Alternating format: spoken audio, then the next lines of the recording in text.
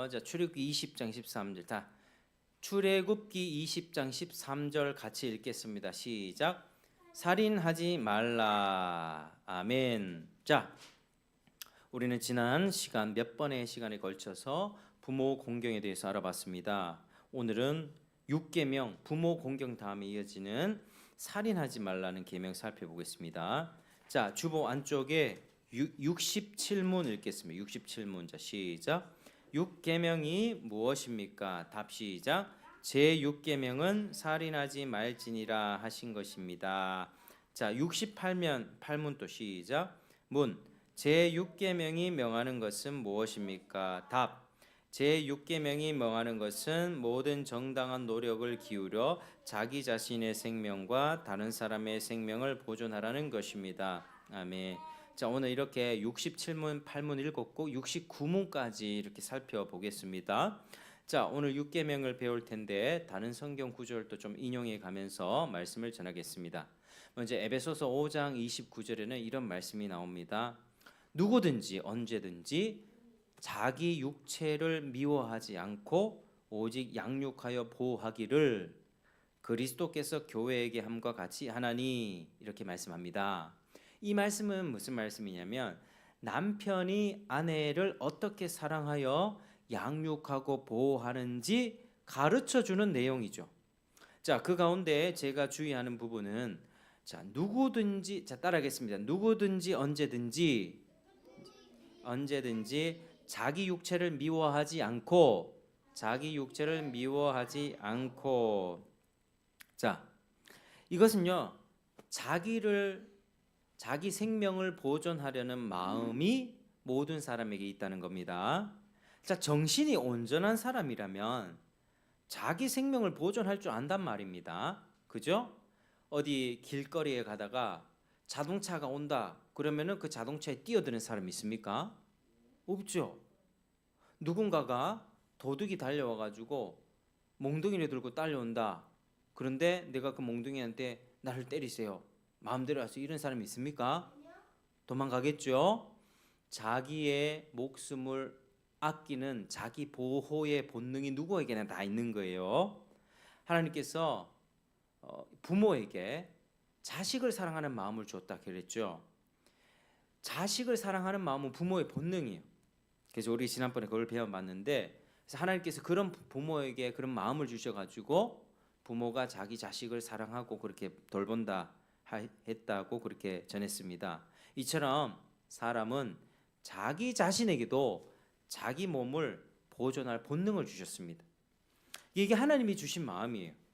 자, 그래서 6계명이 뭡니까? 살인하지 말라. 다시 따라하겠습니다. 살인하지 말라. 6계명은 모든 정당한 노력을 다 기울여서 우리 자신의 생명을 보존해야 함을 가르쳐주고 있습니다. 자, 그러면은 다른 사람의 생명뿐만 아니라 나 자신의 생명도 아껴야 된다. 자살해서는 안 된다. 이 말씀도 하는 것입니다. 자, 시편 82편 3, 4절 이렇게 얘기합니다. 가난한 자와 고아를 위하여 판단하며 곤란한 자와 빈궁한 자에게 공의를 베풀지며 가난한 자와 궁핍한 자를 구원하여 악인들의 손에서 건질지니라 하시는도다. 여러분, 이 세상에는요 불의한 일들이 많죠. 약하고 가난한 자가 강하고 부자인 자에게 탈취를 당해서 생명의 위협을 당하는 일이 이 세상에는 많습니다. 불의하고 부조리하고. 그런데 하나님은 이런 일을 기뻐하지 않으십니다. 그래서 약하고 가난한 자를 보호하라고 하십니다. 그렇게 하려고 세상에 하나님이 재판관 제도를 두셨습니다. 그래서 법원을 설치해서 보호하도록 하신 것입니다. 자, 사람은요 누구든지 땅에서 살면서 생명의 위협을 받는 일이 없도록 하나님이 여러 가지로 배려하신다, 이 말씀입니다.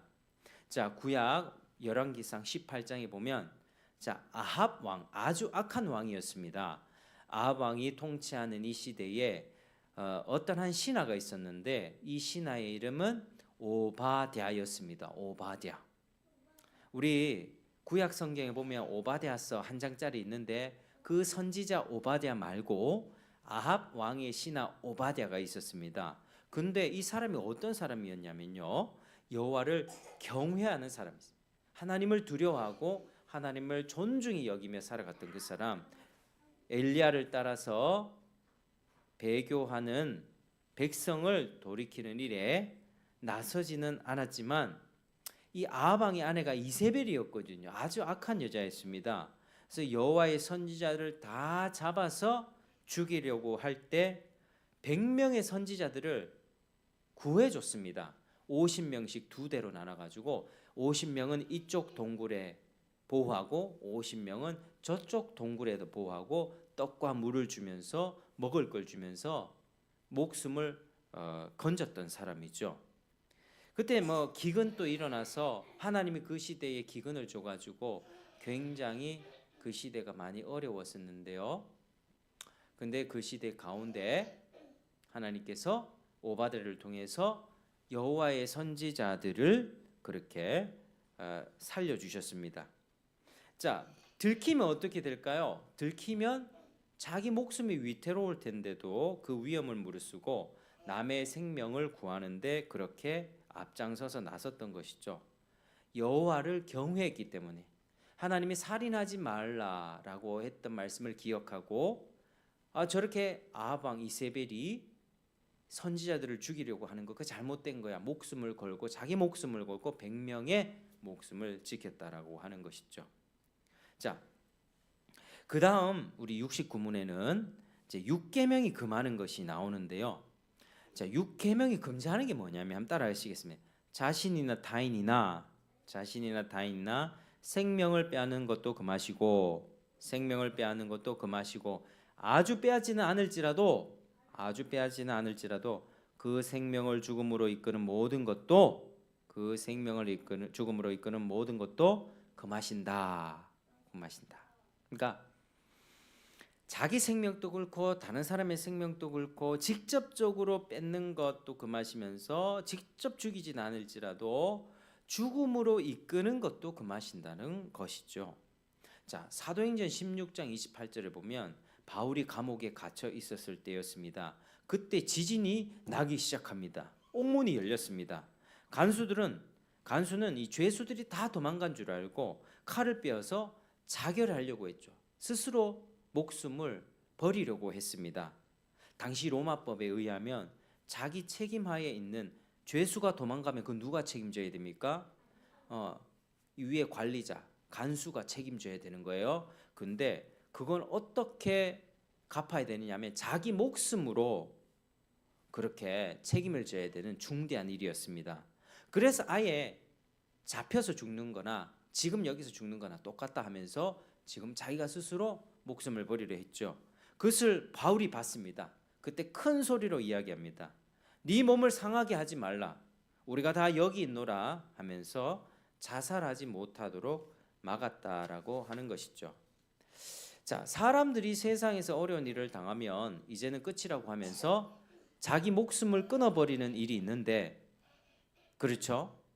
지금 자살하는 사람들이 많이 있는데 하나님이 그거 금하신다라고 하는 것입니다. 자, 이 땅에서 사람들은 감당하기 어려운 일을 만나면 스스로 목숨을 끊는 일들이 많습니다. 차라리 죽으면 끝나겠지라는 마음 때문이죠. 죽으면 끝날 거야. 나 지금 먹고 살기 너무 힘든데 지금 죽어버릴 거야. 그런데 여러분, 죽으면 끝이 납니까? 따라하시겠습니다. 죽으면 끝이 아닙니다. 죽으면 끝이 아닙니다. 하나님의 심판이 있습니다. 하나님의 심판이 있습니다. 영원한 지옥 형벌이 있습니다. 영원한 지옥 형벌이 있습니다. 여러분, 그러니까 우리는 아무리 힘들고 어려워도요, 자살해서는 안 됩니다. 스스로 목숨을 버리는 일, 아주 어리석은 것입니다. 여러분, 내가 살아있다는 것은 뭘 뜻하겠습니까? 내가 지금 숨을 쉬고 있다, 잘 먹고 잘 살다가 돈 많이 벌어가지고 이 세상에서 부귀영화 장수 누리다가 내 하고 싶은 거 다 하면서 나 살아갈 거야, 이거 아니라는 겁니다. 내가 지금 살아 숨쉬고 있다는 것은 하나님이 은혜의 기회를 주고 있다는 겁니다. 따라하겠습니다. 내가 살아있다는 것은 하나님이 은혜의 기회를 주고 계신다는 것입니다. 하나님이 은혜의 기회를 주고 계시다는 것입니다. 여러분, 세상에 보면 악랄한 사람들이 잘 되고 장수하고 잘 사는 걸 많이 볼 수가 있습니다. 그런데 왜 하나님은 그런 사람들을 즉각 벌하지 않을까? 그래서 하나님이 그 악한 죄인들에게도 오래 참으시는 거예요. 그리고 은혜의 기회를 주고 계시다는 것입니다. 여러분, 내가 살아가고 있다는 것, 내가 숨쉬고 있다는 것은 그것 하나님이 은혜를 주시고 계신다는 것이고, 그렇게 내가 살아있는 동안에 우리는 뭘 해야 됩니까? 누군가가 예수님을 전해준다면 복음을 듣고 예수를 믿어야 합니다. 죄 용서받고 지옥 심판과 형벌을 면제받고 하나님과 교제하며 하나님의 자녀로서의 모든 특권을 누리면서 살아가는 그 축복을 우리가 누릴 수가 있는 거예요. 살아있는 동안 이런 기회는 누구에게나 옵니다. 하나님이 그런 기회를 주십니다. 우리 부모를 통해서든 주변에 전도하는 사람을 통해서든 교회 한번 가보자, 예수 믿어보자 기회를 줍니다. 근데 많은 사람들은 들어보려고도 하지 않습니다. 예수 그게 뭔데? 다 콧방귀 치죠. 그러나 마음을 열고 주님 앞에 이끌린 바 된 사람들은 복음을 듣고 예수를 믿고 하나님과 교제하는 가장 큰 복을 누립니다. 여러분, 세상에서 내가 건강하면 행복해지겠지, 내가 하고 싶은 거 다 하면 행복해지겠지, 올림픽 나와가지고 금메달 딴 사람 다 행복할 것 같습니까? 이 금메달 따기 위해서 내가 4년 동안 고생했는데 밥도 제대로 안 먹고 밥도 굶어가면서 잠 줄여가면서 다른 거 안 하고 여행 가고 싶은 거 다 절제해 가면서 훈련에만 올인해서 금메달을 딱 땄다 이 말입니다. 행복할까요? 잠시는 행복할 수 있겠죠. 1등 했다. 근데 1등 한 다음에 허무함이 밀려오는 거예요. 옛날에 등산 대장 누군가 있었는데 어몽길 대장인가? 아무튼 누구 대장이 있습니다. 그러니까 히말라야 에베레스트 6,000m, 7,000m 막 올라가는 사람이야. 그런데 등산을 해서 그 꼭대기에 올라가면 그렇게 올라가고 싶었던 그곳인데 그 올라갔다가 딱 보니 그게 너무 그렇게 허무하다는 겁니다. 그거 산 6,000m, 7,000m 올라가려면 거기는 산소가 없거든요. 숨 한 번 까딱 잘못 쉬면 죽습니다. 피곤해서 눈 감으면 그대로 죽는 거예요. 산소가 부족해서. 눈사태 일어나가지고 사람이 금세 얼음 그 눈보라에 묻혀가지고 시신이 어디로 간지 모른 채 사라질 수 있습니다. 진짜로 에베레스트 이런 데 가서 죽은 사람이 굉장히 많은 거죠. 근데 사람들이 그걸 해요. 익스트림 스포츠, 인생에 도전해봐야 된다. 근데 그걸 성공한 사람들이 하는 말, 하나같이 하는 말, 성취하고 이루었더니 너무 허무하더라. 내가 이거 하려고 지금 이때껏 고생했나? 내가 하고 싶은 걸 하면은 행복할 거라 생각하지만 절대 그렇지 않습니다. 잠시 짜릿함은 있을 수 있지만 허무한 거예요. 불행한 거예요. 우리는 예수님을 믿는 사람은 그런 의미에서 모든 걸 가진 사람입니다. 하나님과 교제하잖아요. 예수를 믿고 하나님의 자녀가 됐잖아요. 지옥 심판을 면제받았잖아요. 그 어디나 하늘나라, 세상과 나는 간곳 없고 구속한 주만 보는 그런 축복을 우리가 누리면서 살잖아요. 여러분, 예수님 정말 믿습니까? 정말 기쁘지 않으세요? 예수님 믿는 게 억지로 믿는 거예요? 어쩔 수 없이 교회 나오는 거예요? 예수님 믿는 게 얼마나 축복인데요. 예수님 믿는 게 우리 하나님과 교제하고 하나님의 선하심을 맛보아 알면서 지금 나라는 시국이고 혼란스럽지만 우리가 하나님 앞에 이렇게 하나님께 전심으로 예배하며 하나님께 기도할 수 있다는 게, 그분의 말씀을 들을 수 있다는 게 얼마나 감사한지요. 여러분, 이 신앙의 이 깊은 맛을 누리며 살아가는 여러분 되길 바랍니다. 그러므로 어려운 일이 있을 때, 어려운 일이 누구에게나 다 옵니다. 근데 그때요, 목숨을 끊는 게 아니에요. 살아가면서 나 죽고 싶어라고 하는 그런 위기가 올 때 있습니다. 근데 그럴 때 자신의 삶을 잘 돌아보면서 진리를 찾아야 합니다. 어려운 일 당했을 때 과거를 돌아보면서 내가 하나님 예수님 얘기를 들었지, 내가 교회를 가볼까? 이런 생각의 전환이 필요하죠. 여러분, 겸손하게 하나님의 얼굴을 구해야 됩니다. 인생의 겨울을 혹독하게 만났을 때 사람들은 은혜를 더 받기가 쉽습니다. 이런 축복들이 여러분에게 있길 바랍니다. 살아있는 자에게 부어지는 가장 놀라운 축복. 죽으면 기회가 없습니다. 죽으면 더 이상 내가 예수를 믿고 싶어도 믿지를 못하는 거예요. 그래서 자살은 하나님의 은혜를 자기가 차버리는 것입니다. 지옥행을 스스로 선택하는 것입니다. 그래서 하나님은 자살을 금하십니다. 내가 너의 죄를 오래 참으면서 지금 돌이킬 시간을 주고 있노라. 하나님은 다른 사람을 죽이는 것도 금하셨습니다. 창세기 9장 6절 보면 무릇 사람이 피를 흘리면 사람이 그 피를 흘릴 것이니 하나님이 자기 형상대로 사람을 지었음이니라. 하나님은 사람이 다른 사람의 생명을 빼앗는 것을 미워하십니다. 그래서 이 세상에서 그걸 방지하기 위해서 형벌을 아주 무겁게 내리시죠. 누군가 사람의 생명을 빼앗았다면 그 사람은 죽어 마땅하다는 것입니다. 하나님이 형벌을 직접 내리시겠다는 말이 아니라 사람으로 하여금 그 형벌, 그러니까 사형제도를 말씀하신 것입니다.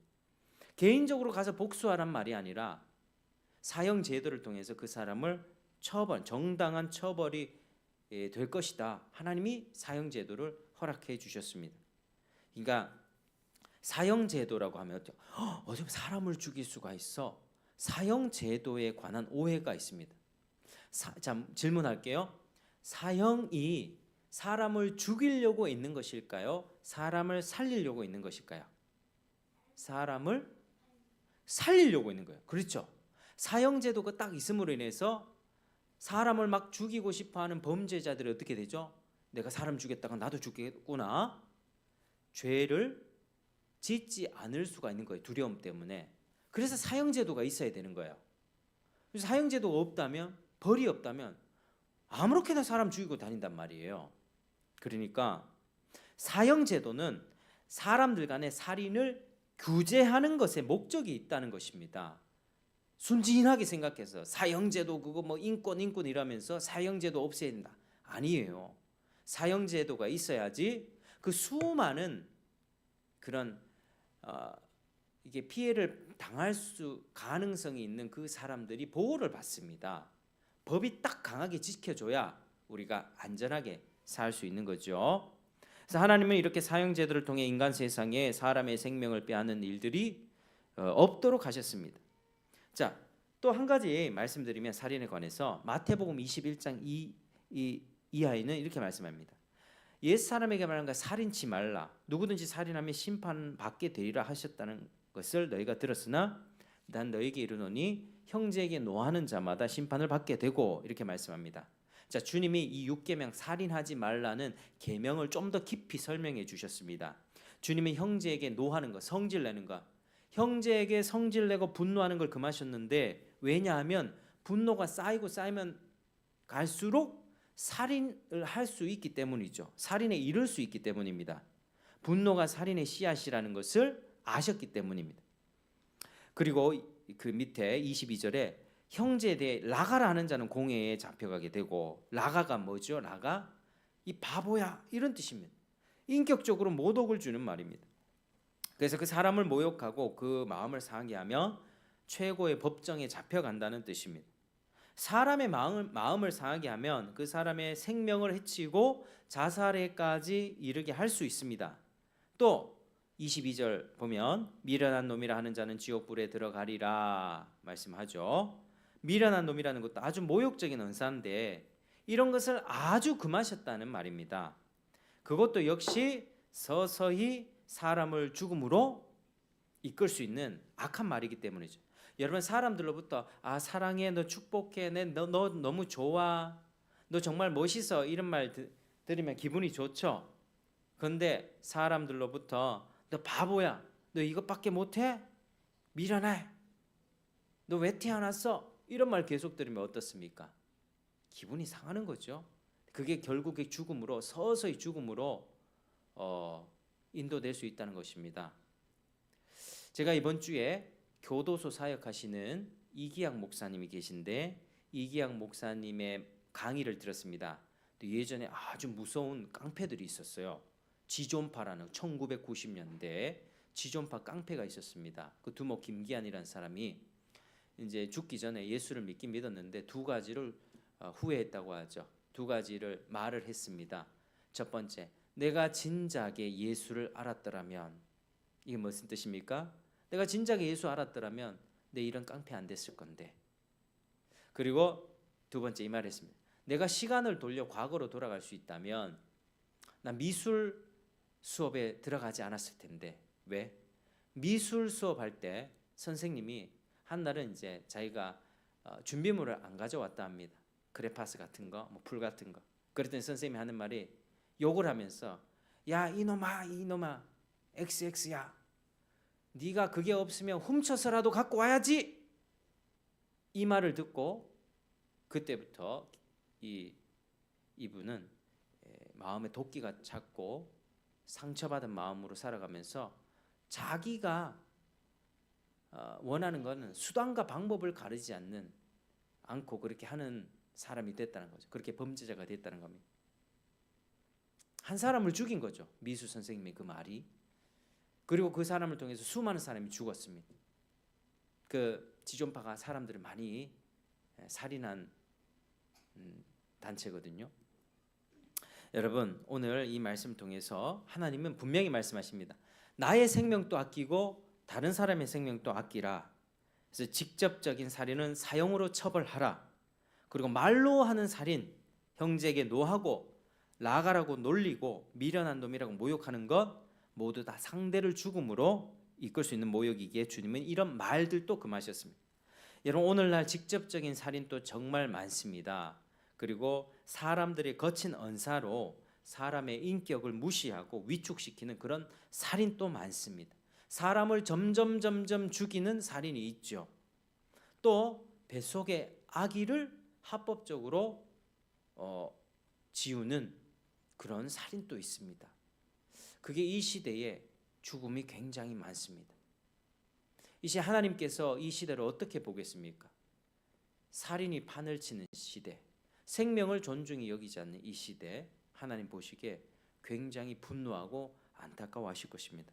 자, 오늘 우리가 이 6계명 살인하지 말라는 말씀 기억하면서 우리 자신뿐만 아니라 타인의 인격과 생명을 소중하게 여기며 살아가는 저와 여러분 되시기를 주의 이름으로 축복합니다. 기도하겠습니다. 하나님 아버지 감사합니다. 오늘 이 말씀 통해서 살인하지 말란 말씀 배웠습니다. 하나님, 우리가 나와 우리 주변에 타인의 생명을 존중하며 살게 하시고 또 말로서 사람 죽이지 않게 하시고, 하나님, 그래서 우리 가운데 생명이 풍성하게 드러나고 우리가 가는 곳곳마다 생명이 회복되는 그런 역사가 있게 도와주옵소서. 예수님 이름으로 기도합니다. 아멘. 자, 우리